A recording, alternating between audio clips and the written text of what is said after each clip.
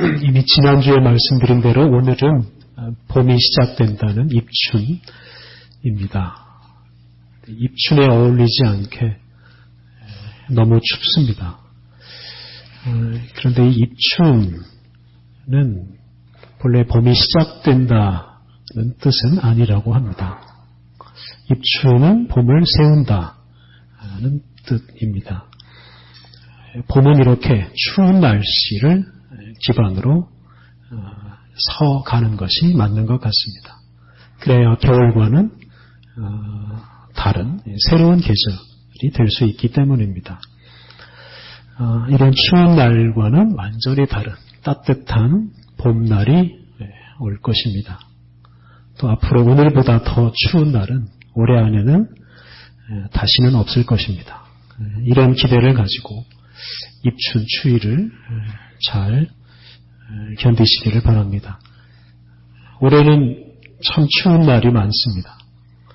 그 때문에 겨울을 참 힘들게 사는 사람들도 많습니다. 이런 추위 때문인지는 몰라도 올해 유독 화재 사고가 참 많습니다. 그리고 많은 사람들이 희생되었습니다. 대만에서도 이상 한파 때문에 지난 주간에만 134명이나 되는 사람이 목숨을 잃었다고 합니다. 추운 날씨를 잘 견디지 못하면 결국 목숨까지 잃고 맙니다. 그런데 우리 인생은 이런 견딤의 연속입니다. 잘 견디지 못하면 목숨을 잃고 맙니다. 겨울이 지나간다고 해서 우리가 견뎌야 할 것이 다 사라지는 것은 아닙니다. 좀 있으면 황사와 미세먼지가 많아질 것입니다. 꽃가루가 날려서 우리를 괴롭힐 수도 있습니다. 그리고 무더위가 우리를 또 힘들게 할 수도 있습니다. 그래서 겨울이 지나간다고 해서 안심할 수는 없습니다. 앞으로 계속 잘 견뎌내야 우리가 살아남을 수 있습니다. 그런데 슬프게도 이렇게 생활 속에 찾아오는 여러 위험 요인들을 견디지 못하는 사람들이 많이 있습니다. 소위 사회적인 약자들은 이런 위험을 견디지 못해서 아주 힘들게 살거나 심지어 목숨을 잃는 경우도 많습니다. 경제적으로, 육체적으로 또는 정신적으로 약한 사람들 중에는 꿈을 펼치기는커녕 이 생존 문제로 골몰하는 사람들이 많이 있습니다.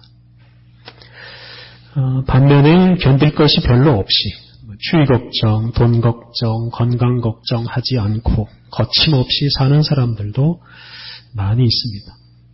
우리들이 다 그렇게 살면 좋겠습니다만 그렇지 못한 것이 우리 현실입니다. 그런데 걱정할 것 없이 넉넉하게 사는 사람들 중에는 이런 사회적인 약자들의 안타까운 현실에 대해서 잘 인식하지 못하는 경우가 많습니다. 쉽게 말하면 부자들은 가난한 사람들을 잘 걱정하지 않습니다. 건강한 사람은 건강하지 않은 사람에 대해서 별로 걱정하지 않습니다. 그렇게 되면 부자는 더 부자가 되고 가난한 사람은 더 가난한 사람이 되고 사회적인 약자들은 더 외로워집니다. 얼마 전에 우리 교회가 속한 신천동의 여러 단체장들 식사 모임에 간 적이 있었습니다. 그런데 그 모임에 40도 안 되어 보이는 아주 젊은 사람이 하나 있었습니다. 알고 보니까 일찌감치 승진을 많이 해서 남들보다 훨씬 빨리 그 높은 자리에 올라가 있었습니다. 그런데 그 사람이 식사하는 내내 자신의 그 승진 문제에 대해서 계속 말을 했습니다. 자기가 이번에 꼭 승진을 해야 하는데 좀 도와주십시오. 이런 말들을 계속했습니다. 저 같은 사람이 아무런 도움을 줄 수 없지만 거기 모인 다른 사람들 중에는 자기에게 도움을 줄 수 있는 사람이 있다고 생각했는지 연신 그런 말을 했습니다. 그런 모습을 보면서 마음이 좀 씁쓸했습니다. 아직 직장을 구하지 못한 사람도 많고 정년을 채우지 못하고 중도에 그만둔 사람들도 많고, 그런 현실에서 젊은 사람이 자기 승진만 걱정하고 있는 모습이 보기에 좋지 않았습니다. 사회적인 약자는 전혀 생각하지 않고 자기만 더 강해지려고 하는 모습은 추하기 그지 없습니다. 나중에 그 사람이 또 기독교인인 것을 알고 좀 더 실망을 하게 되었습니다. 우리는 요즘에 주현절 절기를 보내고 있으면서 그와 관련된 성경 말씀을 묵상하고 있습니다. 예수님은 세례 요한에게 세례를 받으시면서부터 본격적으로 세상에 등장하시고 나타나시고 당신의 활동을 시작하셨습니다. 예수님은 갈릴리 호수 주변에서 살던 초라한 사람들을 당신의 제자로 삼으셨고 또 권위 있게 하나님의 말씀을 선포하시고 그 말씀으로 악한 세력들을 몰아내셨습니다.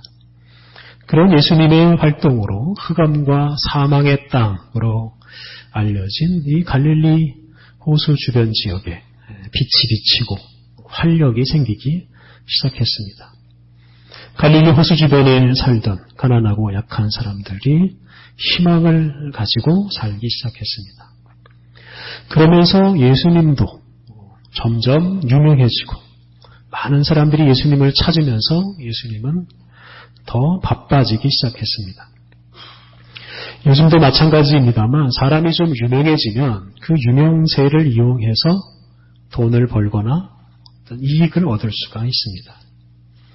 만약에 예수님께서 당신을 따르는 많은 사람들을 잘 조직해서 후원회 같은 것을 만드셨더라면 예수님은 금방 부자가 될 수 있었을 것입니다. 그런데 예수님은 당신의 명성을 이용해서 돈을 모으실 분은 아닙니다. 그렇다면 후원금을 사용해서 뭔가 큰 사무실이나 사람들이 많이 모일 수 있는 그런 큰 건물을 지었을 수도 있을 것으로 추정할 수 있습니다. 그런데 예수님은 그런 일도 하지 않으셨습니다. 예수님은 당신을 따르는 사람들을 이용해서 뭔가 해보려고 하지 않으십니다. 그 대신에 예수님은 계속 다른 사람들을 찾아다니십니다. 오늘 본문에 나오듯이 예수님은 사람들을 찾아가실 때 유명한 사람을 찾아다니지 않으십니다. 당신에게 도움이 될 만한 사람을 찾지도 않으십니다. 본문 속의 시몬의 장모처럼 질병으로 고생하는 사람들을 찾으십니다. 시몬의 장모가 어떤 사람이겠습니까? 이 시몬, 즉 베드로는 갈릴리 호수에서 물고기를 잡던 어부입니다. 그런 사람의 장모이니 이 여성의 사회적인 지위도 낮았을 것이 분명합니다. 게다가 병까지 걸렸으니 더 불쌍한 사람입니다. 예수님에게 도움이 안 되는 사람이라고 할 수 있습니다. 그런데 예수님은 주로 그런 사람들을 찾아다니십니다. 32절에 예수님께서 주로 만난 사람들이 나옵니다. 32절 저물어 해질 때에 모든 병자와 귀신 들린 자를 예수께 데려오니 모든 병자와 귀신 들린 자들. 예수님이 주로 이런 사람들을 만나셨습니다. 요즘 시대의 인맥이라는 게 얼마나 중요합니까? 인맥이 사람의 성패를 좌지우지하기도 합니다. 쉽게 말하면 자기가 어려울 때 도움을 받을 수 있는, 도움을 요청할 수 있는 사람들을 많이 알아두는 것이 좋습니다. 요즘 공기업의 채용 비리가 밝혀져서 큰 충격을 주고 있습니다. 공기업의 80%, 그러니까 대부분 공기업에서 불공정한 방법으로 사원을 모집했습니다. 그 기업의 임원과 잘 아는 사람들은 능력이 없어도 취업을 잘 했습니다. 인맥의 힘 참 큽니다. 그런데 예수님은 당신에게 전혀 도움이 되지 않는 사람들만 만나며 다니십니다. 그것뿐이 아닙니다. 예수님은 어느 한 곳에 머물지 않으십니다. 오늘 본문은 예수님께서 가버나움에 계실 때 일어난 일입니다. 만약 예수님께서 가버나움에만 계속 계시면서 일하셨더라면 예수님은 이 가버나움에서 가장 유명하고 가장 유력한 분이 되었을 것입니다. 예수님에게 도움이 안 되는 약한 사람들이라 하더라도 그런 사람들이 아주 많이 예수님을 따르면 예수님은 그것을 이용해서 뭔가 하실 수 있었을 것입니다. 많은 칭송을 받고 인기를 누리면서 즐겁게 살 수도 있었을 것입니다. 그런데 예수님은 가버나움에서 모든 사람들이 당신을 찾는다. 다들 예수님을 찾는다 하는 말씀을 들을 때 오히려 그 가버나움을 떠나십니다. 당신의 업적이 많이 남아있는 그 가버나움에 미련을 두지 않고 다른 마을로 가십니다. 그리고 다른 마을로 가서 거기에 있는 약한 사람들, 불쌍한 사람들을 만나십니다. 예수님은 당신이 치유해 준 사람들을 이용하려 하지 않고 그들에게서 어떤 이익도 취하지 않으십니다. 예수님은 다만 이 마을 저 마을로 다니시면서 전도하실 분입니다. 오늘 본문 38절 이르시되 우리가 다른 가까운 마을들로 가자. 거기서도 전도하리니 내가 이를 위하여 왔노라. 예수님은 많은 사람들이 당신을 찾을 때 나는 전도하러 왔다라고 선언하십니다. 예수님은 당신이 사람들로부터 인기를 얻기 시작할 때 당신의 사명이 무엇인지를 분명하게 선언하셨습니다. 그것은 전도라고 하십니다. 예수님은 전도하기 위해서 사람을 만나러 다니십니다. 전도하기 위해서 한 곳에 정착하지 않으시고 여러 마을로 다니십니다. 전도하는 일이 사람들로부터 인기를 얻는 것보다 더 중요하고 전도가 어느 한 마을에 머물러서 안정적으로 사는 것보다 더 중요하기 때문에 예수님은 그렇게 사셨습니다. 전도하다라는 말은 헬라어로 퀘리소, 이것은 선포하다, 설교하다 이런 뜻입니다. 여러분들이 한번 들었을 법한 단어 케리그마라는 단어가 선포, 설교를 뜻하는 명사입니다. 하나님의 도, 하나님의 말씀을 선포하는 것이 전도입니다. 하나님께서 사람들에게 베푸시는 은혜, 하나님 나라의 복음을 선포하는 것이 바로 전도입니다. 예수님은 그것을 당신의 사명으로 삼으시고 오직 그 사명만을 위해서 사셨습니다. 그리고 예수님은 그 사명을 잘 이루시기 위해서 당신을 따라오는 많은 사람들을 거부하시고 그들에게 얽매이지 않으셨습니다. 예수님은 끊임없이 새로운 사람들을 만나시면서 그들에게 전도하셨습니다. 그런데 이 일은 쉽지 않았을 것입니다. 오늘 본문 중간에 예수님께서 기도하셨다는 말씀이 나옵니다. 35절 새벽 아직도 밝기 전에 예수께서 일어나 나가 한적한 곳으로 가서 거기서 기도하시더니 예수님이 얼마나 바쁘셨겠습니까? 수많은 사람들이 예수님을 따라다니고 쉴 틈이 없었을 텐데 예수님은 틈날 때마다 기도하셨습니다. 새벽 아직도 밝기 전, 이것은 사람들이 아직 일어나기 전, 활동하기 전 시간입니다. 한적한 곳은 사람들이 없는 곳입니다. 예수님은 모든 사람들이 잠든 시간에 그리고 사람들이 없는 곳에서 하나님께 기도하셨습니다. 기도는 하나님을 만나고 하나님께 집중하는 것입니다. 예수님은 당신에게 몰려드는 사람들을 주목하지 않으시고 하나님께 기도하셨습니다. 사람의 요구를 충족시키거나 또는 사람을 이용하려는 마음을 버리고 하나님을 바라보고 하나님의 뜻을 구하십니다. 예수님은 당신의 사명을 온전히 수행하시기 위해서 오직 전도하시기 위해서 사람이 아니라 하나님께 집중했습니다. 그리고 그런 기도로 유혹을 물리치시고 당신의 사명을 더 충실하게 수행하셨습니다. 그리하여 가버나움뿐만 아니라 갈릴리 온 지역에 하나님의 나라가 선포되었습니다. 39절 이에 온 갈릴리에 다니시며 그들의 여러 회당에서 전도하시고 또 귀신들을 내쫓으시더라. 예수님은 한 곳에 머무르지 않으시고 흑암과 사망의 세력 아래에서 고생하는 사람들을 찾아다니시고 전도를 통해서 그 사람들을 귀신과 질병으로부터 해방시키셨습니다. 많은 사람들이 예수님을 따르고 예수님을 높이려고 할 때 예수님은 그것을 유혹으로 여기셨고 그리고 기도로 그 유혹을 물리치셨습니다. 그 덕분에 예수님은 당신의 사명을 더 잘 수행하시고 갈릴리 온 지역에 복음을 선포하셨습니다. 지난 주간에 한 여성 검사가 용기를 내서 8년 전에 자신이 성추행을 당했다고 고백을 했습니다. 검사라는 이런 지위를 가진 여성도 남성의 욕심 충족 대상이 되는 것이 우리들의 현실입니다. 그러니 사회적인 지위가 낮은 여성들의 형편은 더 처참한 것이 우리 현실입니다. 성추행, 성희롱, 여성 비하 이런 것들이 만연해 있는 것이 우리 현실입니다.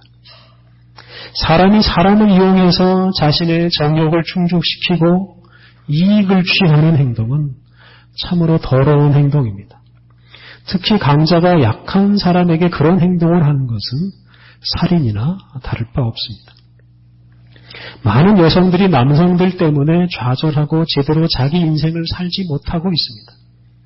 소위 유흥업소에서 단지 남자들의 정욕을 충족시키며 사는 여성들의 수가 얼마나 많은지 모릅니다. 오늘 본문에서 우리는 우리의 사명이 무엇인지를 다시금 새겨야 합니다. 우리의 사명은 무엇입니까? 우리의 사명은 전도입니다.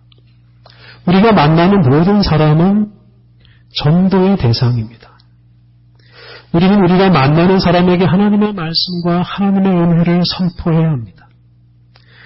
우리가 만나는 어떤 사람을 전도의 대상으로 삼지 않고 내 욕심을 충족시키는 수단으로 대상으로 삼는 것은 우리의 사명을 망각하는 행동입니다. 우리가 어떤 사람을 만날 때 그 사람에게 잘 보여서 뭔가를 얻어내려고 한다든가 반대로 강압적인 수단으로 그 사람을 조종하고 착취하려고 하는 것은 하나님 앞에서 사명을 망각한 심각한 범죄입니다. 우리는 누구를 만나든 그 사람을 하나님의 사랑을 받는 사람으로 소중하게 여기고 그 사람에게 복음을 선포하고자 노력해야 합니다. 제 아무리 사회적인 지위가 높은 사람이라 하더라도 그 사람에게는 복음이 필요합니다. 제 아무리 깊은 절망에 빠진 사람이라 하더라도 그 사람에게 복음이 선포되면 그가 그 깊은 절망에서 벗어날 수 있습니다. 그러므로 우리가 누구를 만나든 우리는 그 사람에게 전도해야 하고 그것이 우리의 변치 않는 사명입니다. 특히 가난한 사람과 사회적인 지위가 낮은 사람들이 고통을 겪고 있는 그런 현실에서 우리가 그런 사람들에게 더 많은 관심을 가지고 그런 사람들을 찾아가서 그런 사람들에게 복음을 선포해야 합니다. 오늘 읽은 구약의 말씀은 하나님께서 바벨론에서 포로 생활하고 있던 이스라엘 민족에게 선포하신 말씀입니다. 이 말씀은 이스라엘 민족이 바벨론 포로 생활에서 해방되기 직전에 선포된 말씀입니다. 그때가 언제냐면 이스라엘 민족이 바벨론에서 70년 동안이나 포로 생활을 하고 있던 때입니다. 우리나라가 일본의 지배를 받을 때 1930년대 후반이 되면 나라의 독립은 이제 영원히 불가능하다 이렇게 생각하는 사람들이 점점 많아졌습니다. 그래서 많은 사람들이 독립의 꿈은 포기하고 일본의 국민으로 살고자 애를 쓰기 시작했습니다. 일본 지배를 받은 지 30여 년 만에 대다수 사람들이 독립의 꿈을 포기했습니다. 그런데 이스라엘 민족은 70년 동안이나 포로 생활을 했습니다. 그러니 독립의 신앙을 품는 사람은 극소수일 밖에 없습니다. 당시에 바벨론에서 살던 유대인들 중에는 창조주 하나님이 바벨론의 신 마르둑보다 못하다라고 여기고 창조주 하나님을 버리고 마르둑 신을 섬기는 사람들이 하나하나 늘어가고 있었습니다. 사람들이 그렇게 절망하고 하나님을 떠나고 있을 때 하나님께서 이스라엘 민족에게 기쁜 소식을, 복음을 선포하십니다. 하나님께서 선지자를 통해서 바벨론 압제 아래에서 꿈을 잃어버린 사람들에게 희망의 말씀을 주십니다. 오늘 본문 28절부터 31절 말씀을 제가 다시 한번 봉독하겠습니다. 너는 알지 못하였느냐, 듣지 못하였느냐, 영원하신 하나님 여호와 땅끝까지 창조하신 이는 피곤하지 않으시며 곤비하지 않으시며 명철이 함이 없으시며 피곤한 자에게는 능력을 주시며 무능한 자에게는 힘을 더하시나니 소년이라도 피곤하며 곤비하며 장정이라도 넘어지며 쓰러지되 오직 여호와를 앙망하는 자는 새 힘을 얻으리니 독수리가 날개치며 올라감 같을 것이요 다른 박질하여도 곤비하지 아니하겠고 걸어가도 피곤하지 아니하리로다. 하나님은 당신이 온 세상의 창조주이심을 알리시고 포로 생활로 인해 피곤하고 지친 사람들, 무력해진 사람들에게 당신을 바라보라고 말씀하시고 당신을 앙망하며 힘을 얻으라고 권면하셨습니다. 그리고 이 말씀대로 하나님은 당신을 바라보는 이스라엘 민족에게 힘을 주시고 결국 그들을 바벨론 포로 생활에서 해방시키시고 다시 고향으로 돌아가게 하셨습니다. 하나님은 강대국 바벨론은 망하게 하시고 그 나라의 압제를 받고 있던 이스라엘 민족은 해방시키셔서 고국으로 돌아가게 하셨습니다. 하나님의 관심은 강대국으로 하여금 더 강한 나라, 더 큰 나라가 되게 하는 게 아닙니다.